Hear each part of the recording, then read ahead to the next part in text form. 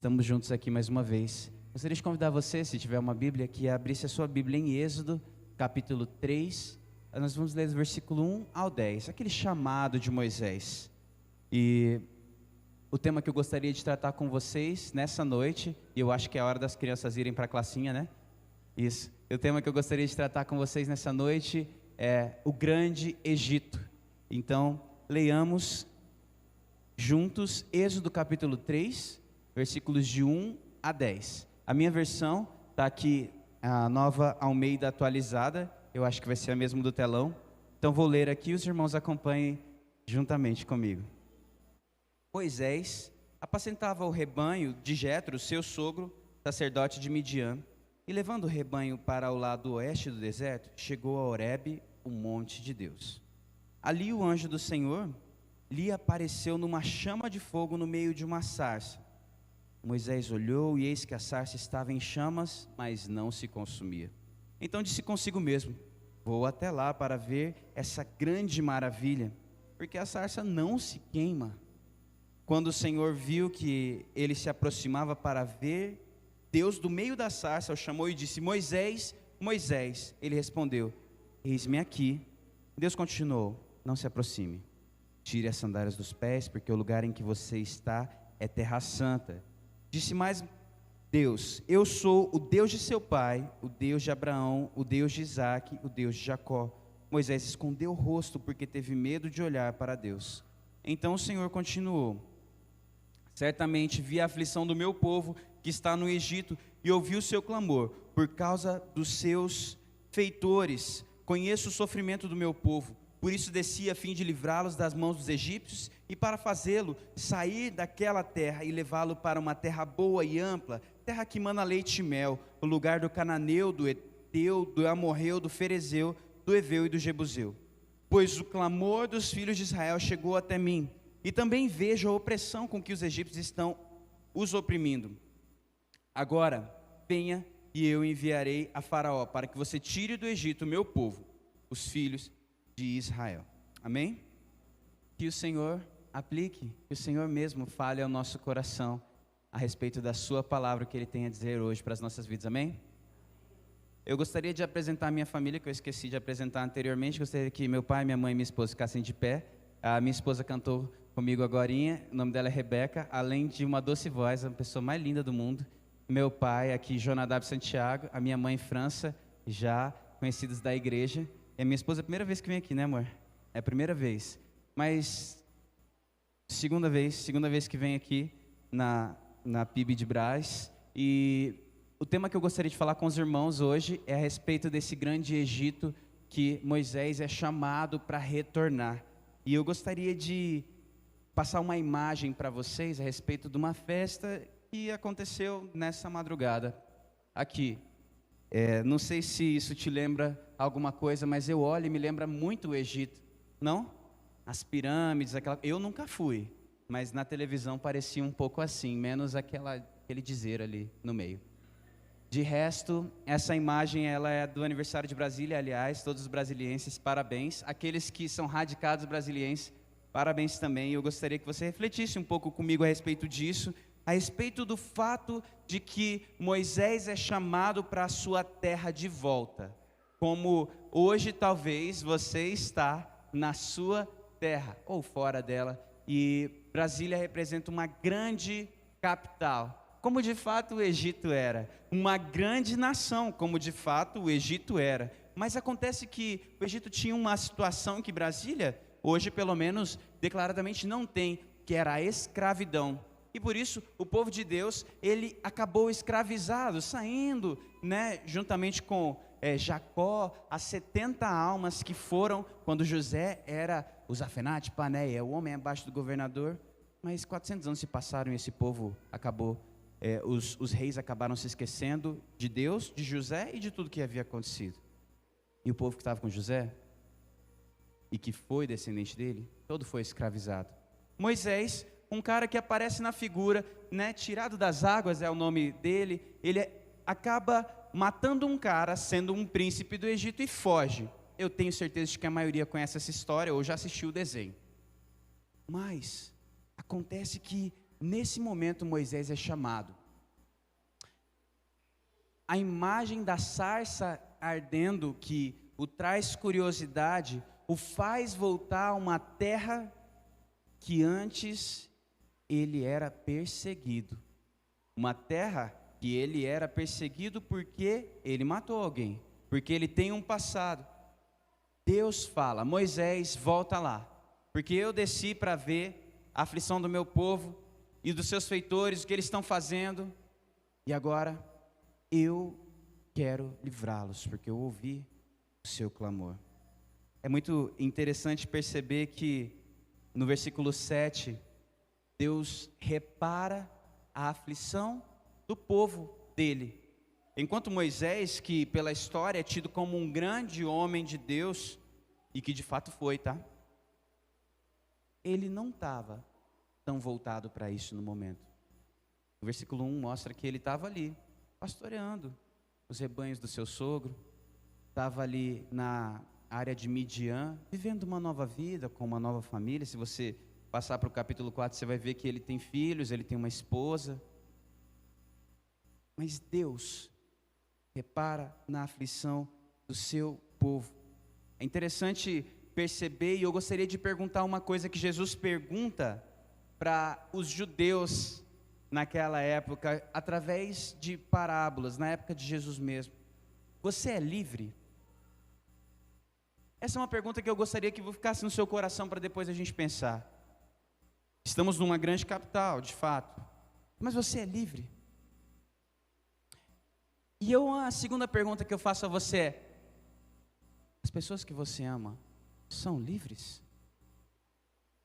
Eu sei que vai ter um monte de áreas para você refletir a respeito disso, como uma área filosófica, uma área espiritual, uma área holística, e essa coisa toda de palavras bonitas, mas eu gostaria que você abrisse também a sua Bíblia no capítulo 8 de João, e a gente vai ler dos versículos 31 ao 36.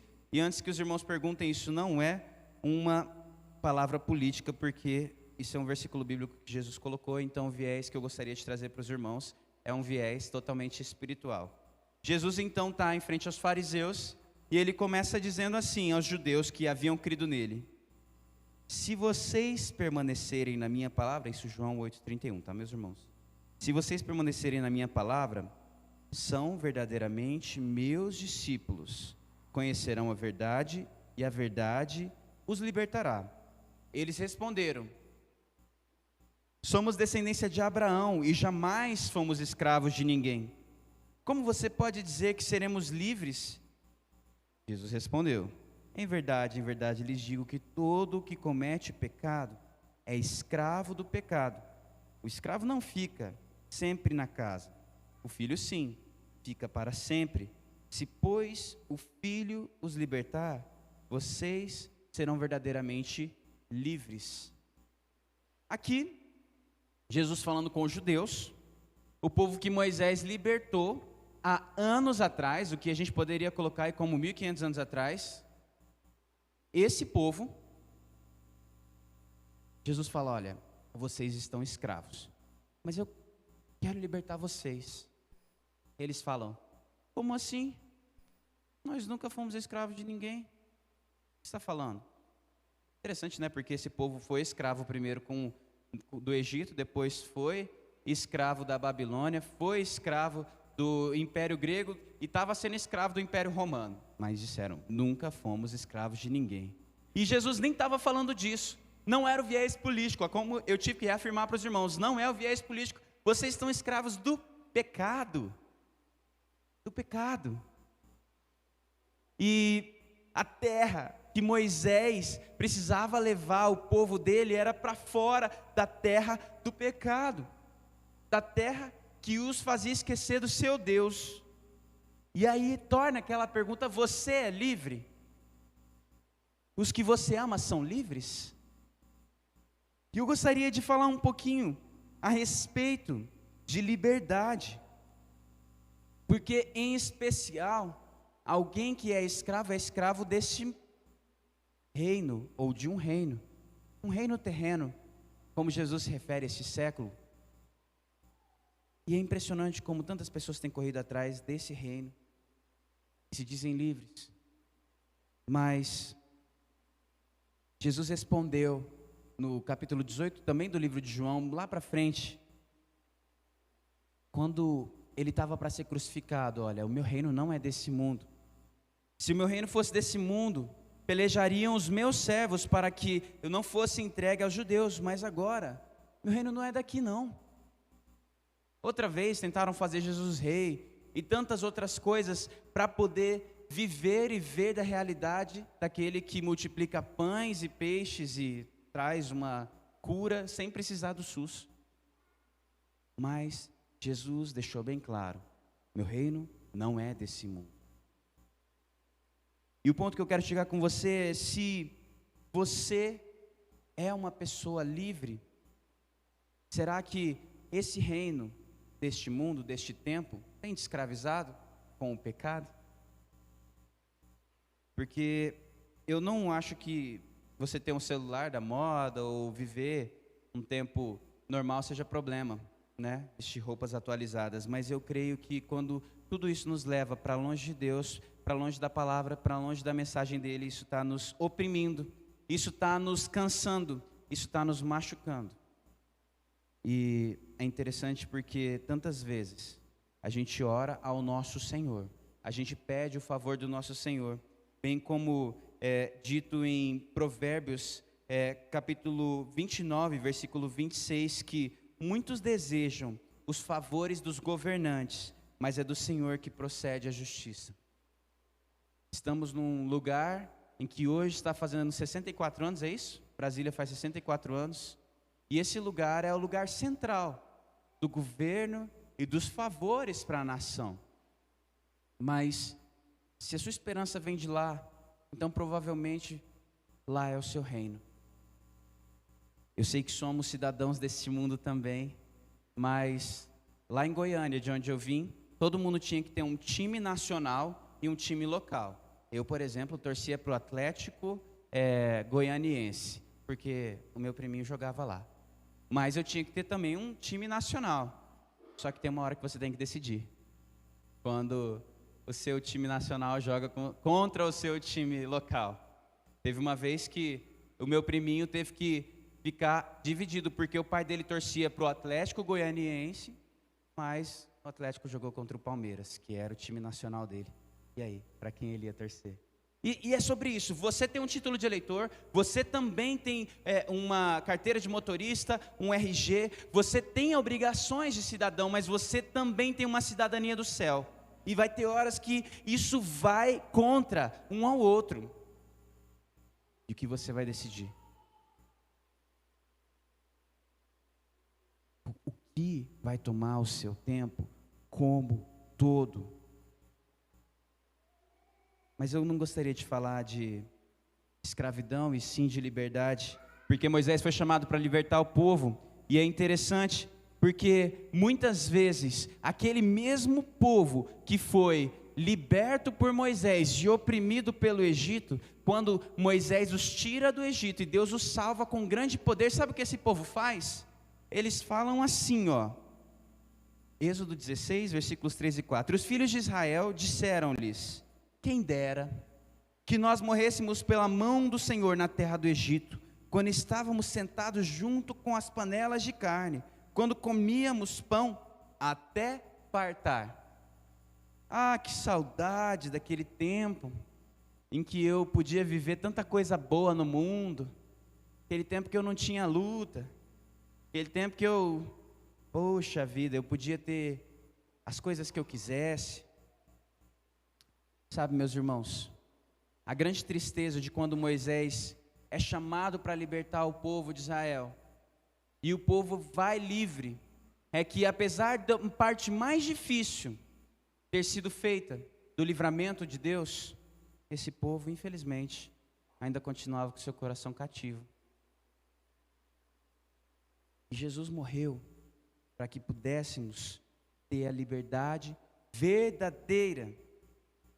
No entanto, eu gostaria de perguntar para você, se você está usufruindo da liberdade que Cristo te deu.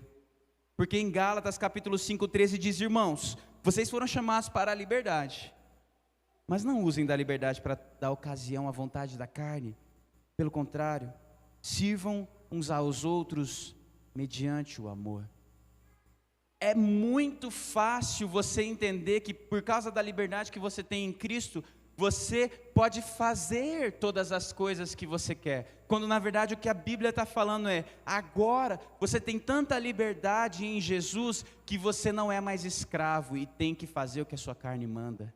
Pelo contrário, agora você pode alimentar o seu espírito que estava morto e que reviveu. Você pode obedecer a Deus que antes você não conseguia, você só conseguia obedecer à carne.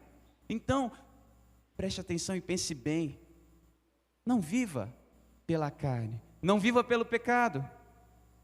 Tantos jovens, como pastores jovens, eu e Rebeca, minha esposa, a gente via aprisionados e falava, pastor, eu não sei mais o que fazer, eu não consigo, né? O bem que eu quero eu não faço, o mal que eu não quero, esse sim, eu faço. E eu dizia a eles, olha, a luta é de todos, mas você precisa entender que você agora é livre. A grande mentira que o diabo conta para você é que você é escravizado, de que aquele reino que antes te maltratava ainda está sobre você, mas se o Filho vos libertar verdadeiramente, vós sereis livres. Então eu quero que você saiba, meu irmão e minha irmã, que as regras deste mundo, elas não mais os dominam, porque contra o que o Espírito faz, não há lei. E isso não te dá ocasião para fazer o que você deseja, nem o que você quer, e sim para ir numa política, numa verdade mais excelente, que é amor, alegria, paz, paciência, bondade, longanimidade, fidelidade, mansidão e domínio próprio. Esse é o fruto do Espírito. Então eu quero dizer, meu irmão e minha irmã, nessa noite, que assim como Moisés, você tem uma escolha a respeito deste mundo. Nessa noite em que a nossa capital faz aniversário, e capital amada, país que deve receber nossas orações e preces a respeito dele para o nosso Deus, você ainda assim tem que fazer uma escolha, porque você já é livre, já foi liberto pelo sangue de Jesus, mas você precisa escolher qual natureza você vai dar vazão. Você precisa escolher a liberdade para a qual você foi chamado. É interessante porque quando a gente é liberto, a gente tem a escolha de ficar inclusive na terra da nossa escravidão. Agora você é livre, quer ficar no Egito? Fica. Inclusive porque quando o povo saiu, ele foi chamado para o deserto, e no deserto há dificuldades, há lutas, há renúncias. E sobre renúncia, quando eu fui casar com a minha esposa, as pessoas falavam, nossa, tão novinho, né? E ela, tão novinha, poxa vida, hein? Que grande renúncia. Mas, pois é essa, tão grande renúncia assim, né? O pessoal olhava assim com pena, né? Coitado, já vai casar. Era assim. E aí um senhor, muito sábio, ele sentou e falou para mim, não ligue para essas pessoas. Porque quando você escolhe a sua esposa, de fato, você renuncia todas as outras mulheres. Mas quando você escolhe aquela vida, você renuncia uma vida inteira, linda, ao lado da sua esposa. Então sempre você vai ter uma renúncia, sempre você vai ter uma decisão a ser tomada. E eu digo para você, meu irmão e minha irmã, a decisão de ser livre em Jesus, ela talvez te livre e te impossibilite daquelas migalhas jogadas pelo reino das trevas, as migalhas de alegria, as migalhas de prazer, as migalhas que você se agarrava para dizer, nossa, aqui é o único lugar que eu consigo ter uma satisfaçãozinha, e que durava 5 minutos e você depois voltava para a fossa. Não, você tem que abrir mão daquilo, mas abrir mão para ter uma riqueza eterna, para ter uma alegria eterna, para ter uma vida eterna. É interessante a gente pensar em Moisés, e eu gostaria que você tivesse dimensão da renúncia que Moisés fez não ao fugir do Egito, mas ao voltar para ele depois que Deus o chamou. Porque no livro de Hebreus, capítulo 11, versículos 24 a 26, o autor diz assim: pela fé, Moisés, já adulto, recusou ser chamado filho da filha de Faraó, porque preferiu ser maltratado com o povo de Deus. Olha, maltratado com o povo de Deus, a desfrutar o prazer transitório do pecado. Por causa de Cristo, considerou a desonra uma riqueza maior do que os tesouros do Egito, pois contemplava a recompensa. É interessante porque nos versículos que se sucedem diz que Moisés ele andava como que vendo o invisível. Moisés teve um encontro com Deus nessa sarça ardente. Moisés, a sarça fala que Deus estava falando do meio da sarça. Deus estava lá. Você consegue se lembrar do dia em que você teve o encontro com Deus? Deus estava lá. É isso aí. Sabe, existem muitos chamados que nós recebemos para a vida. O clássico chamado de Gênesis capítulo 12 que diz a Abraão: Abraão, sai da tua terra, do meio da tua parentela, para uma terra que eu lhe mostrarei. Mas também existe o chamado de Moisés. Moisés, desce de volta ao Egito e vai a Faraó libertar o meu povo. O que Deus estava pedindo de Moisés era uma coisa muito mais poderosa, era uma coisa muito desafiadora, tanto quanto sair para uma terra que você não conhece. É voltar e encarar a terra do seu crime, a terra do seu passado, e voltar a olhar para as pessoas que um dia contaram com você. E ele abriu mão de tudo isso e ele foi até Faraó, que era como que um parente próximo. Ele foi e viu a aflição do seu povo. Moisés, que um dia tentou fazer justiça com as próprias mãos, agora era só um instrumento de Deus. E é interessante como Moisés nos mostra que para atendermos o chamado de Deus sempre temos que sair da nossa zona de conforto. Para atender o chamado de Deus, a gente precisa encarar muitas vezes o nosso passado. Mas para atender o chamado de Deus, a gente precisa levar transformação e poder. Porque ele levou o cajado. E no cajado ele fez sinais, e ele provou que ele não era mais um homem que com as próprias mãos fazia a justiça, mas que agora o poder de Deus estava com ele, e Deus mesmo fazia a justiça. E é bonito porque em Atos capítulo 1, versículo 8 diz que recebereis poder ao descer sobre vós o Espírito. Poder para quê? E sereis minhas testemunhas, tanto em Jerusalém, como em toda a Judéia e Samaria, até os confins da terra. É muito poderoso quando você tem um passado, um pecado que te condenava, e agora você volta diante dele e fala: eu sou livre, eu não sou mais escravo, eu nem sou mais aquela pessoa, eu tive um encontro com Deus, e agora esse Deus é tão vivo que você vai ver a mão dele. Você vai ver a mão dele agindo sobre você, sobre mim, sobre nós. E foi de fato o que aconteceu. Sabe? Hoje que é aniversário da nossa cidade amada, eu gostaria de que você pensasse na sua cidade eterna. E gostaria que você refletisse assim como tem no texto de Hebreus, naquele mesmo capítulo, dizendo que porque dizem isso claramente os que buscam uma pátria. Se na verdade se lembrassem daquela de onde haviam saído, teriam a oportunidade de voltar. Mas agora desejam uma melhor, isso é, a celestial. Por isso também Deus não se envergonha deles, de se chamar o seu Deus, porque já lhes preparou uma cidade. Eu quero que você saiba que infelizmente esse mundo tem aflições, e essa terra pode talvez ser a terra da sua aflição, mas existe uma terra que foi preparada para você por Deus, e é para lá que você tem que focar. E é para levar pessoas para lá que você tem que trabalhar. E agora, como Moisés foi chamado, assim como eu também fui chamado, eu gostaria de desafiar você nessa noite a voltar para os seus, para aqueles que você ama, para aqueles que um dia contaram com você, para aquelas pessoas que talvez viram seu pior lado. Que você, movido pelo poder de Deus, possa mostrar que aquele morreu e agora tem uma outra pessoa, pelo poder, pela graça do Senhor. Não deixe esse mundo te encantar. Não deixe essa terra que é linda e que foi criada por Deus, mas não deixe ela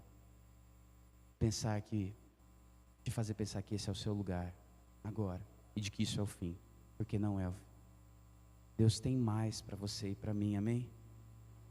Por isso eu gostaria de cantar com você uma canção que a Cristolândia canta e que é do Fernandinho e que nos ajuda a lembrar para que nós somos chamados, quem nos chamou e que agora somos livres em Deus.